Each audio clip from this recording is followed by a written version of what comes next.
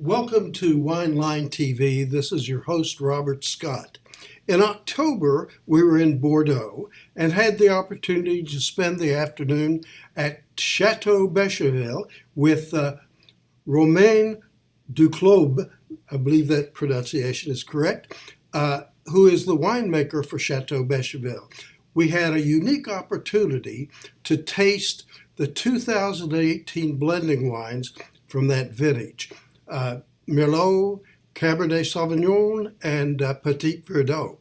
I think you'll find it very interesting because these wines, or actually juice at this point, were only off the vine for a week or two prior to that. So stay tuned, and I hope you enjoy this. Cheers.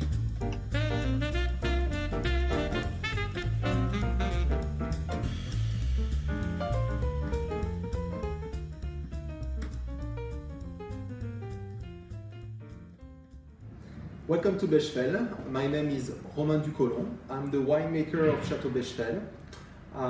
We are in the tasting room to test more the 2018, which is still in process, still a winemaking process involving. In my glass, we got some beautiful Merlot that we can appreciate the color first, which is very, very deep.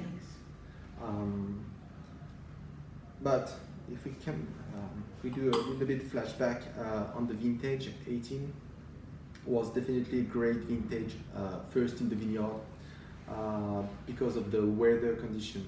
It was very sunny. The harvest happened very well. It was very easy to pick. We were not under pressure due to the weather or due to the botrytis or whatever. That was very, very good. Then, when it takes like that, it's quite easy also to make winemaking because the grapes are pretty good too, as well. So we are tasting a Merlot from this beautiful vineyard just close to the river, which is one of the top vineyards that you can find at Bordeaux left bank, the vineyard close to the river. What is a great vineyard? Just one word about that. What is the greatest vineyard that we are lucky to own is when you can see the river, so that means very close to the river, and the oldest people used to say, without the scientific knowledge, that the greatest vineyard is when you can see the river and when your feet are dry. That means you're in a little small hill, not your feet in close to the water, but very close to the water because it's created a very special microclimate.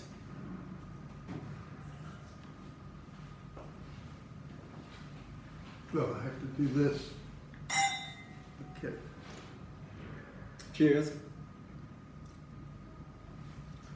What is amazing, even for people who don't understand how we do winemaking, is you taste and you can already drink it. So it's already very approachable, and that's definitely the DNA of Beychevelle. Beychevelle, in one word, we have to say what is Beychevelle in one word is elegance, always elegance.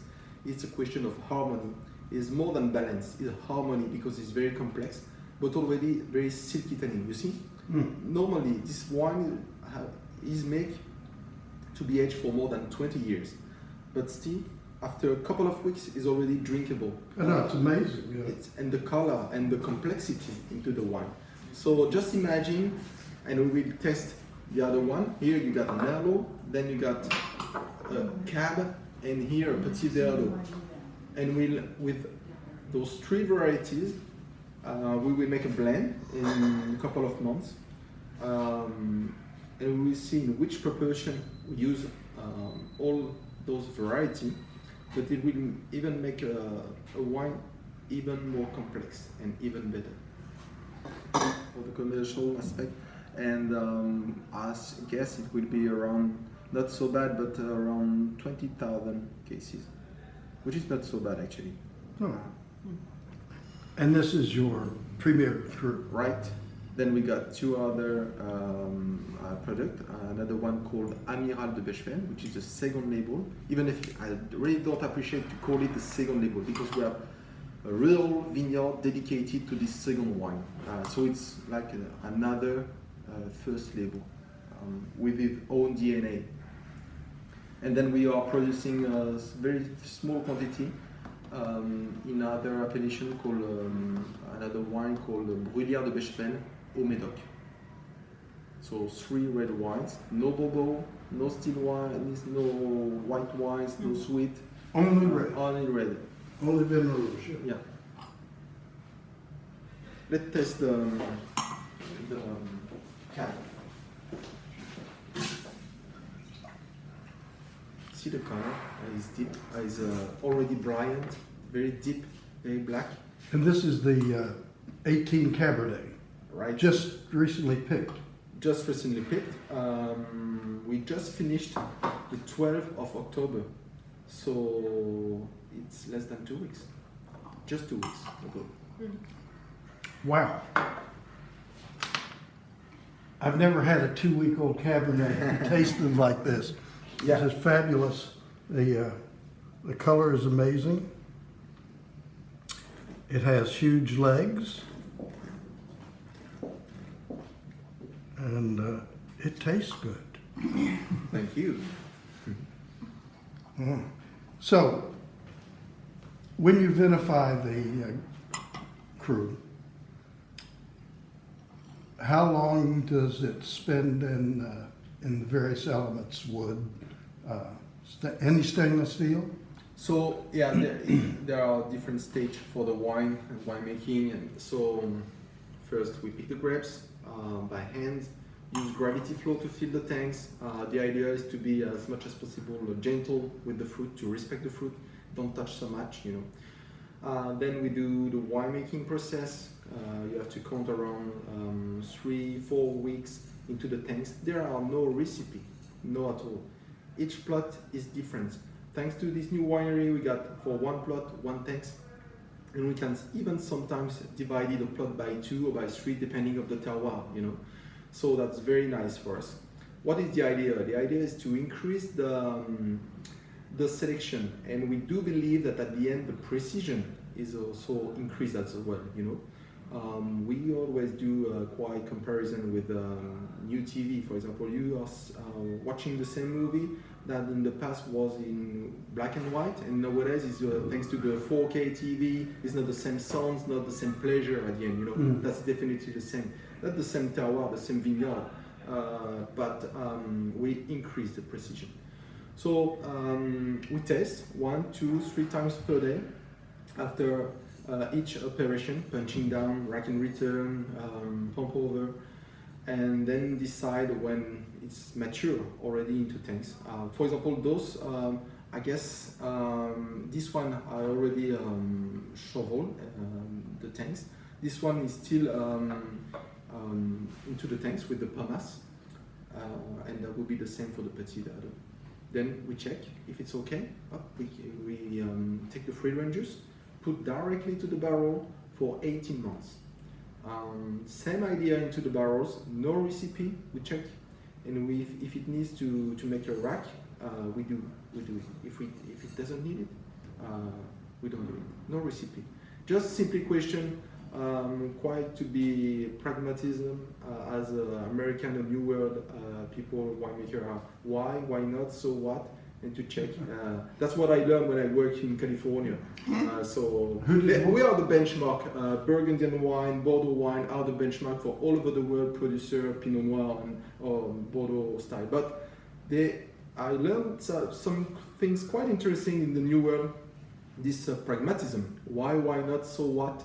And I think it's a pretty good mix nowadays. So now, do you blend to try to reach a certain style, or do you take what nature gives you? Well, both. That's what is quite exciting in France because the weather is never the same. Compared to, for example, if you are working in California, it's always very sunny, always very hot, sometimes too hot, quite regular. Compared to France, there are some very big difference from one year to another with the weather. That's one point. On the other hand, the terroir doesn't change. It is great, and we are lucky to get one which is very good. And the DNA is based on the terroir. You can do whatever you want. At 80%, the wine will be depending of your terroir in France. So then, of course, we try to manage with the weather or the terroir. But the style, you will always recognize what is a Beychevelle, thanks to this elegance. Well, it is indeed elegant, and thank you so much for the Cabernet. Now we're tasting the 2018 Petite Verdot. Exactly. Petit Verdot is very special for us. I used to say that's probably, in terms of quantity, it's less in quantity, the smaller in quantity in the vineyard, in the winery, but the bigger in intensity.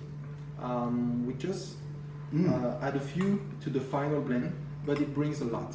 It brings energy. It brings a new dimension to the wine. We used to make a comparison with cooking. It's like at the end of your, when you cook at the end of your good dish, if you forgot spicy or salt and pepper, there is not the same dimension, the same energy to your dish, even if it's very good, you know. That's definitely the same idea with Petit Verdot.